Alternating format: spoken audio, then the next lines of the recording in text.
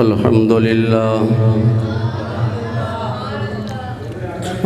لله نحمده ونستعينه ونستغفره ونؤمن به ونتوكل عليه ونعوذ بالله من شرور أنفسنا ومن سيئات أعمالنا من يهده الله فلا مضل له ومن يضلل فلا هادي له ونشهد أن لا إله إلا الله وحده لا شريك له لا ند له ولا ضد له ولا مثل له ولا مثال له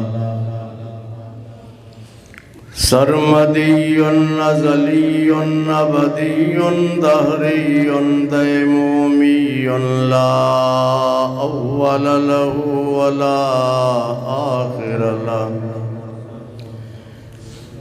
ونشهد أن سيدنا وسندنا وحبيبنا وطبيبنا ومأوانا وملجانا در الله المخزون سر الله المكنون نور الأفئدة والعيون سرور القلب المحزون عالم ما كان وما يكون سيدنا ومولانا محمدا عبده ورسوله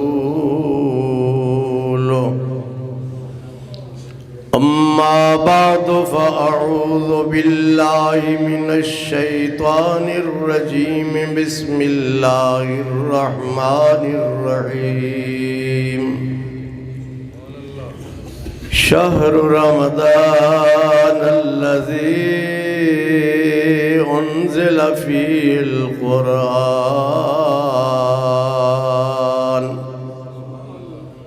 صدق الله مولانا العظيم وبلغنا رسوله النبي الأمين الكريم محبت کے ساتھ بلند آواز سے درود پاک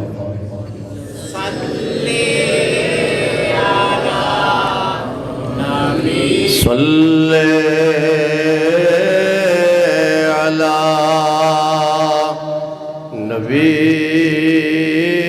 نبینا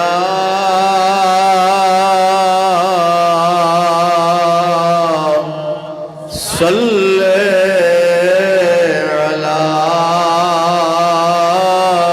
محمد صلی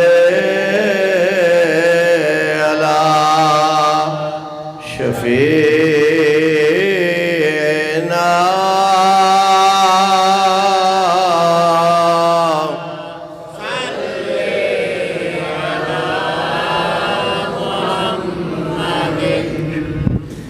بلغ العلا بكماله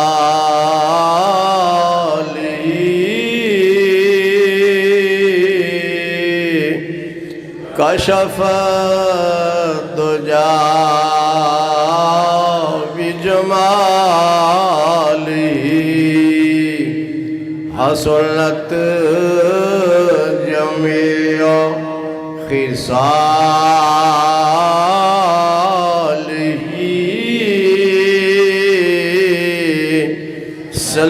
صلوا عليه وآله صلی علی نبینا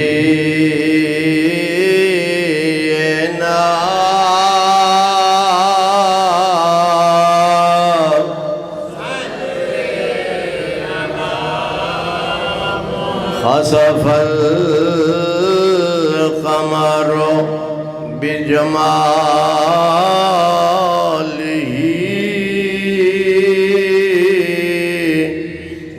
نطق الحجر بجلاله عجز البشر بكماله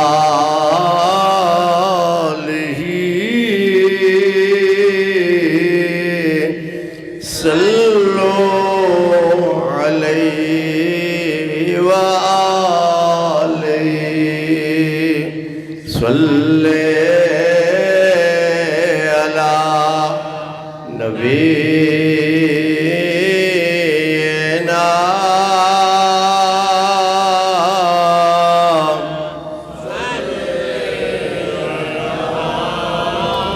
کرو مد اہل دول رضا پڑے اس بلا میں میری بلا میں گدا ہوں اپنے کریم کا میرا دین پار انا نہیں صلی علی نبینا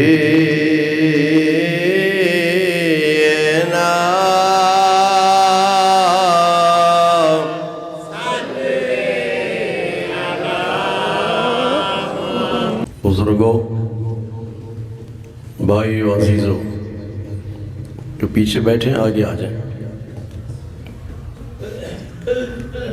آج کی تقریر کا موضوع ماہ رمضان کے روزے کے فضائل۔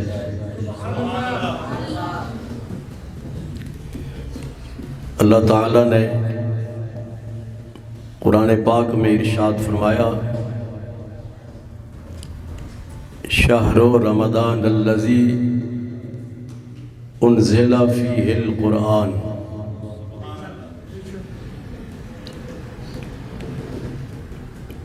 ماہ رمضان وہ مہینہ ہے جس میں قرآن پاک نازل کیا گیا۔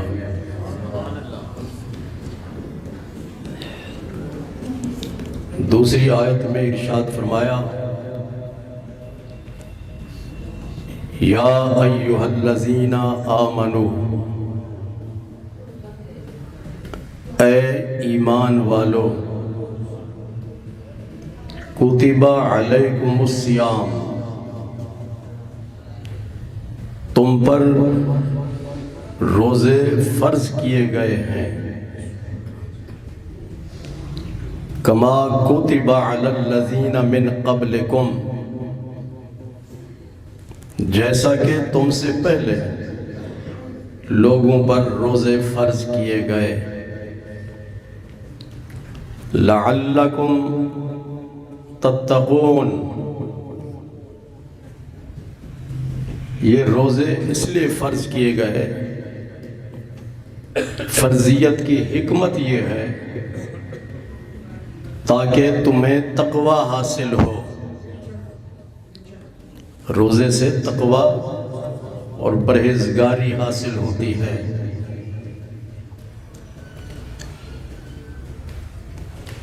آج شعبان کی 29 تاریخ ہے۔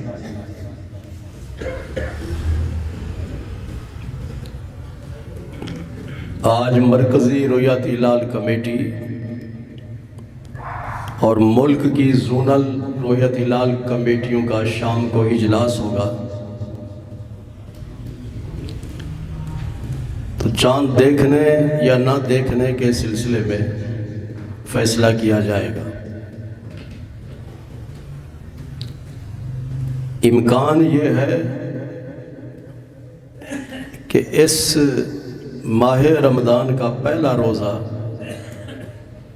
شاید اتوار کو ہو جائے،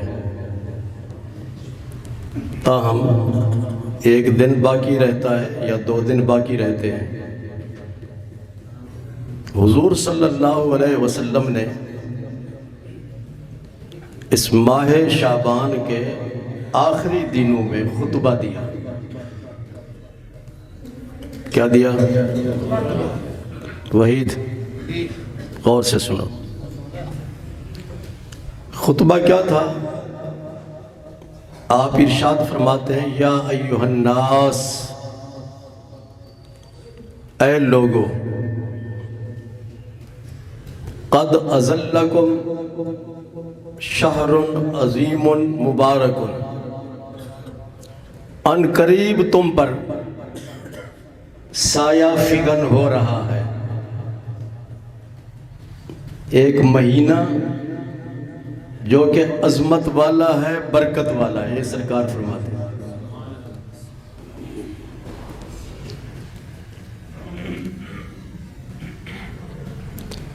فیہ لیلۃ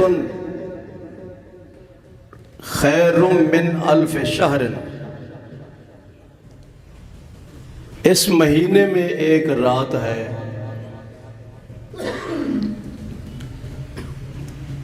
جس نے اس ایک رات میں عبادت کی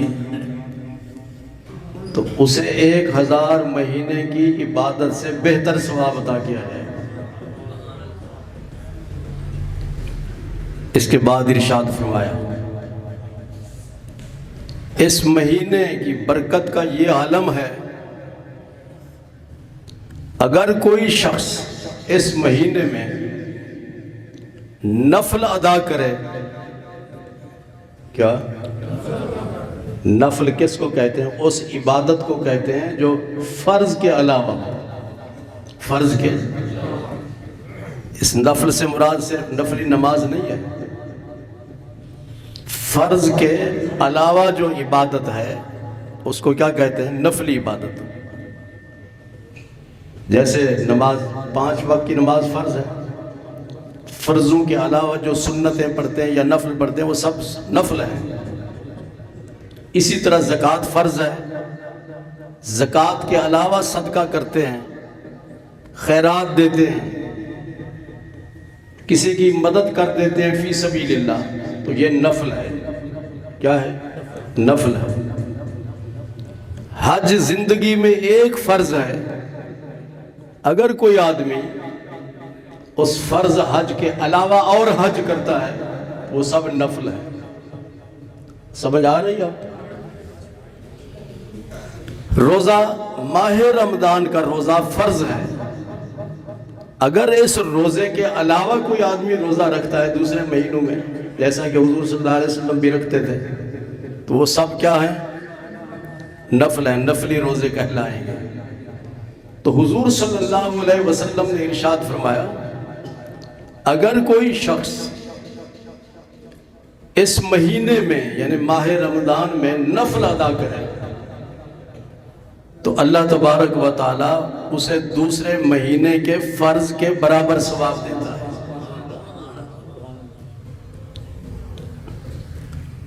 اب جب ہم یہ سنت پڑھتے ہیں ماہ رمضان میں یا نفل ادا کریں تو دوسرے مہینے کے فرض کے برابر ثواب ملے. اور اگر کوئی آدمی فرض ادا کرتا ہے ماہ رمضان میں تو دوسرے مہینے کے 70 فرضوں کے برابر اس کو ثواب دیا جاتا ہے. وہ یہ نہ سمجھے کہ میں نے ایک ظہر کی نماز پڑھی، ایک ظہر کا ثواب نہیں، بلکہ 70 دوسرے مہینے کے 70 ظہروں کا اس کو ثواب دیا جائے. اس کے بعد ارشاد فرمایا اس مہینے کی عظمت کا یہ عالم ہے، فیہ یزاد رزق المومن، کہ اس مہینے کی برکت سے اللہ تبارک و تعالی مسلمان کے رزق میں اضافہ فرماتا ہے، رزق میں اضافہ فرماتا ہے. پھر فرمایا کہ اس مہینے کی عظمت کا یہ عالم ہے کہ اگر کوئی شخص کسی روزے دار کا روزہ افطار کروائے، روزہ کھلوائے، تو رکھنے والے کو جتنا اللہ تعالیٰ ثواب دے گا اتنا ہی ثواب روزہ کھلوانے والے کو عطا فرماتا ہے۔ صحابی نے عرض کیا یا رسول اللہ صلی اللہ علیہ وسلم، اگر روزہ کھلوانے والے کے پاس اتنی طاقت نہیں کہ اسے پیٹ بھر کر کھانا کھلائے، جی افطاری کے وقت زیادہ اس کو کھانا کھلا دے، یہ طاقت نہیں ہے، پھر تو حضور صلی اللہ علیہ وسلم نے ارشاد فرمایا پانی کے ایک گھونٹ سے یا ایک کھجور دے کر اس کا روزہ کھلوا دے تو اس کو بھی اتنا ہی ثواب ملے گا جتنا روزہ رکھنے والے کا ثواب۔ یعنی یہ ضروری نہیں ہے کہ خالد اس کو پیٹ بھر کر کھانا کھلائے یا وحید بٹ اس کو پیٹ بھر کر کھانا کھلایا، مہنگائی کا دور ہے۔ ضمنی بات یہ ہے کہ ہمارے خاص طور پر ہمارے پاکستانیوں کا یہ المیہ ہے، وہ سبزی بیچنے والا ہو یا دوسرا سامان بیچنے والا ہو، بزنس مین، ماہ رمضان میں ریٹ بڑھا دیتے ہیں، ماہ رمضان میں،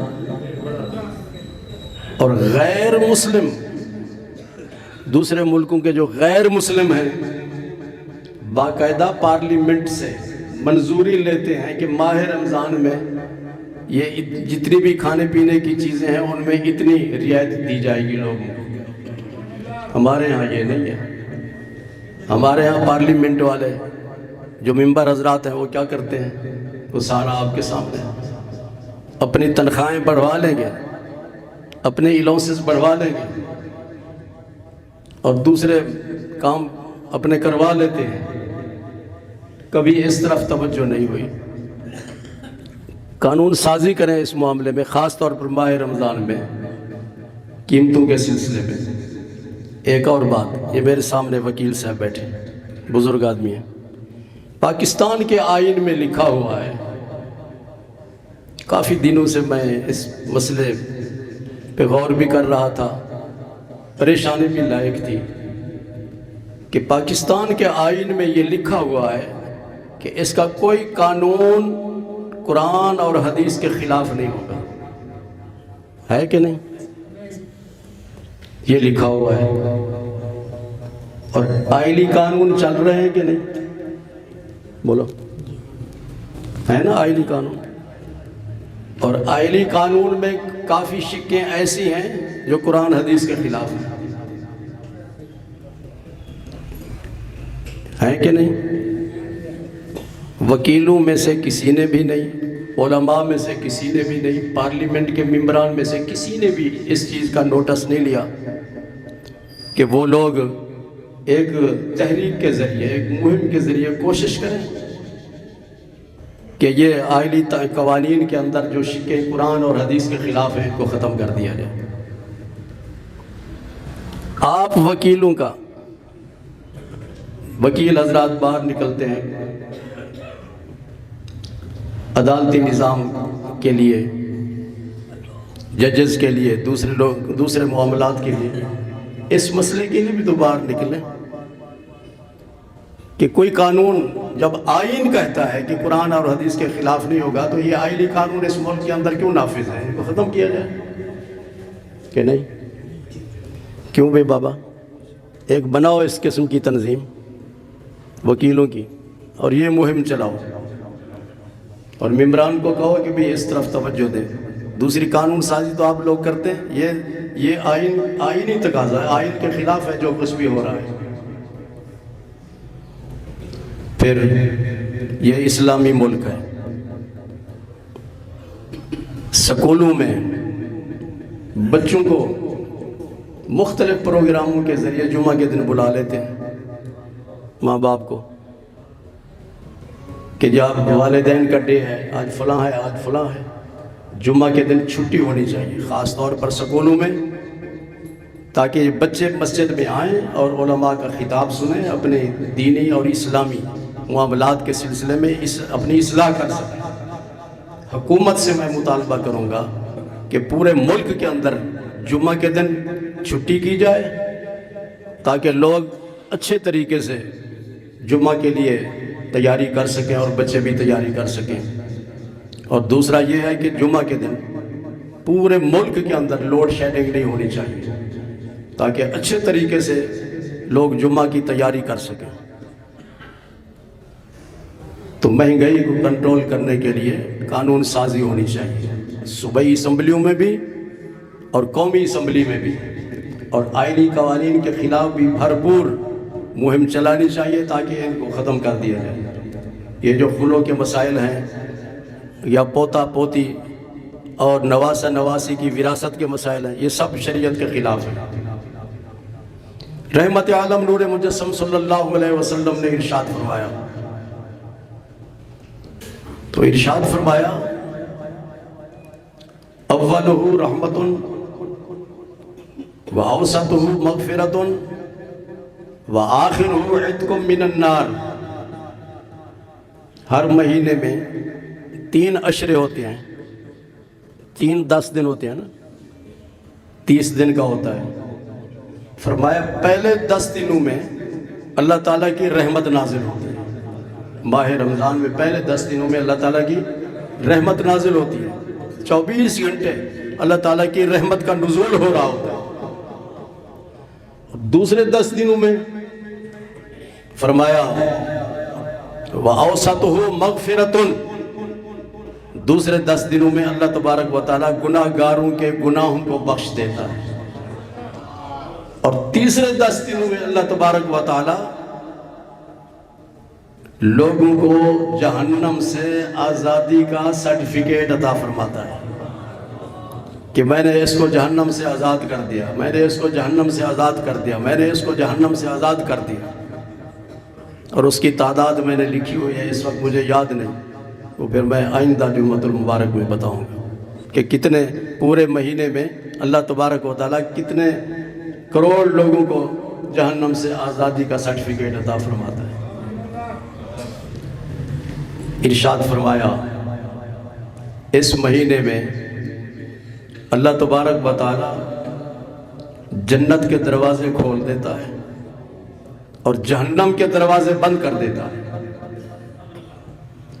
اور بڑے بڑے جو شیطان ہیں ان کو اللہ تبارک و تعالیٰ پابند سلاسل کر دیتا ہے، ان کو بھی نظر بند کر دیا جاتا ہے، بڑے بڑے شیطان اور چھوٹے چھوٹے شیطان جو جنات میں سے بھی ہیں اور انسانوں میں سے بھی شیطان ہوتے ہیں۔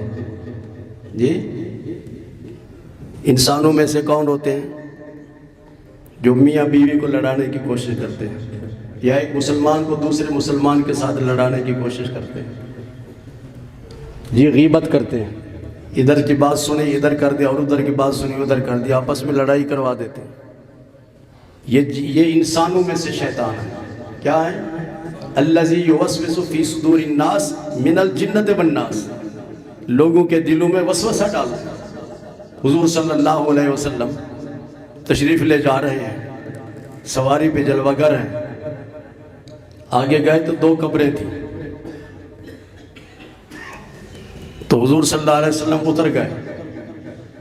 اترنے کے بعد آپ نے ایک صحابی سے ارشاد فرمایا جاؤ کھجور کی چھڑی لے کر آؤ۔ وہ لے کر آیا تو آپ نے اس کے 2 حصے کیے، اس چھڑی کے 2 حصے کیے، ایک حصہ ایک قبر پہ رکھا اور دوسرا حصہ دوسری قبر پہ رکھا۔ صحابہ نے عرض کیا یا رسول اللہ صلی اللہ علیہ وسلم آپ نے یہ کام کیوں کیا؟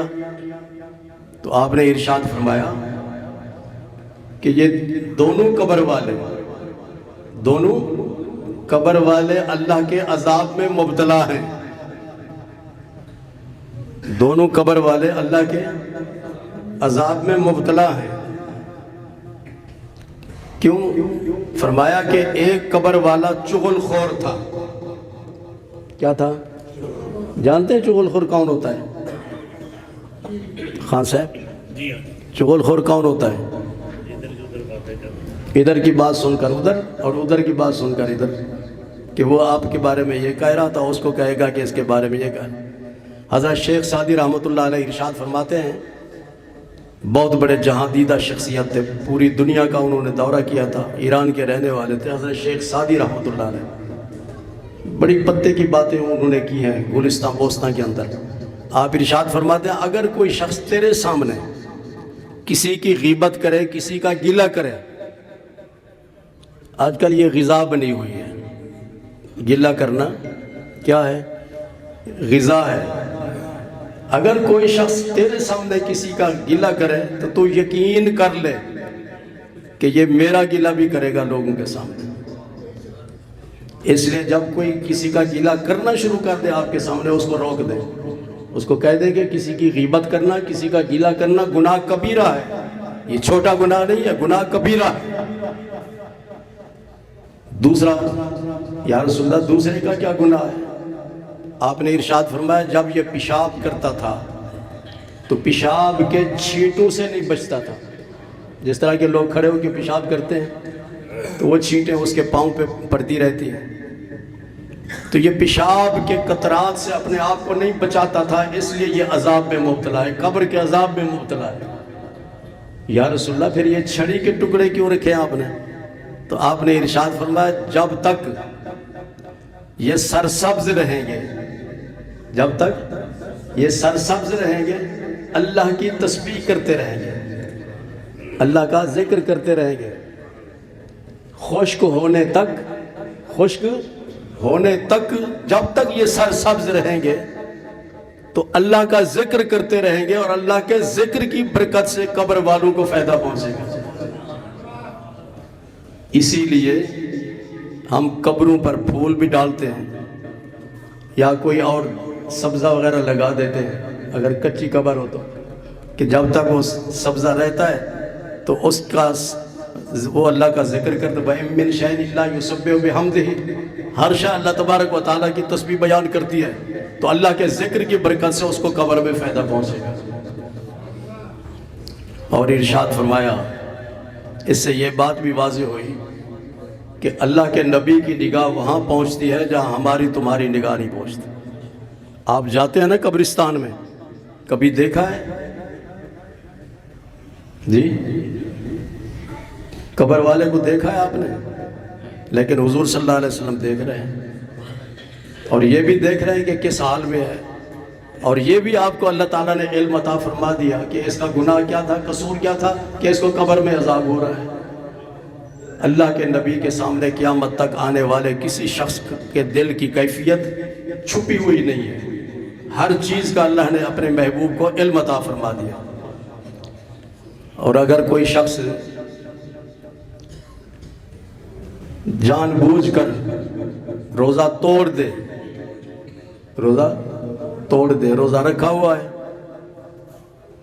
اور ہٹا گٹا موٹا تازہ ہے، اور اس نے روزہ توڑ دیا، یا موٹا تازہ بھی نہ ہو، کوئی بھی شخص ہو روزہ توڑ دے تو اس کا کفارہ ہے۔ ایسا کیا ہے؟ کفارہ کیا ہے؟ کہ ایک غلام آزاد کرے، قرآن مجید میں ہے فتحریر رقبہ، ایک غلام آزاد کرے، اور اگر غلام آزاد نہیں کر سکتا، ہمارے ملک میں تو یہ نہیں ہے سلسلہ، تو خان صاحب فرمایا 2 مہینے لگاتار روزے رکھے۔ جس نے ایک روزہ توڑا تو اس کا کفارہ کیا ہے کہ 2 مہینے لگاتار روزے رکھے، وقفہ نہیں۔ اگر وقفہ کرے گا تو پھر اس کو روزے رکھنے پڑے گا، اور اگر لگاتار روزے بھی نہیں رکھ سکتا تو پھر کفارے کی تیسری صورت یہ ہے کہ 60 مسکین کو کھانا کھلا دے، 60 مسکینوں کو کھانا کھلا دے، اس کا کفارہ ادا ہو جائے گا۔ یہ کفارہ کس نے بیان کیا؟ نثار سے بولو، ہاں اللہ تعالیٰ نے قرآن پاک میں بیان کیا، یہ ہے کفارہ۔ کتنی صورتیں ہیں؟ ایک شخص حضور صلی اللہ علیہ وسلم کی خدمت میں حاضر ہوا، بھائی اس کو اٹھا دے، تو اشارہ نہیں سمجھتا،